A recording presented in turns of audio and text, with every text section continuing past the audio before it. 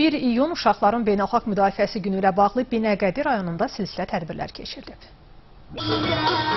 Uşaq heç bir sözlə ifadə edilməyən və dəyəri heç nə ilə ölçülməyən əvəzsiz bir varlıqdır. Bu sözlər Akademik Zərifə Əliyev adına İstirahət Parkında hemofiliya və autizm xəstəliyindən əziyyət çəkən uşaqlar üçün keçirilən bayram tədbirində səsləndirildi.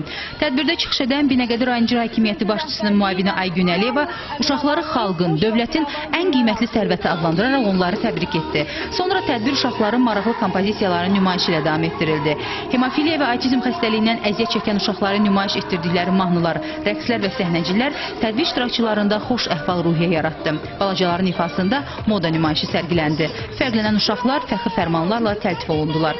40 sayılı Körpələr Evi uşaq bağçasında keçirilən Uşaqların Nağıl Dünyası adlı tədbirdə isə uşaqların nağıl dünyasına səyahət olundu. Balacaların ifasında nağıl qəhrəmanlarının personajları, şeirlər, mahnılar, rəqslər və səhnəcilər tədbir iştirakçılarında dərin təəssürat yaratdı. Balacaları təbrik edən rayon icra hakimiyyəti başçısı aparatının İctimai Siyasi və Humanitar Məsələlər Şöbəsinin müdiri Elman Dadaşov, Gənclər və İdman İdarəsinin rəisi Qüdsi Bayramov bildirdilər ki, tarix boyu hər bir dövlət, hər bir cəmiyyət gələcəyə olan uşaqların qayğısına qalmağı, onların fiziki və mənəvi cəhətdən böyüməsini təmin etməyi özünün ən ümdə vəzifələrindən biri hesab edib. Azərbaycan dövləti də bu mühüm məsələyə diqqətlə yanaşır.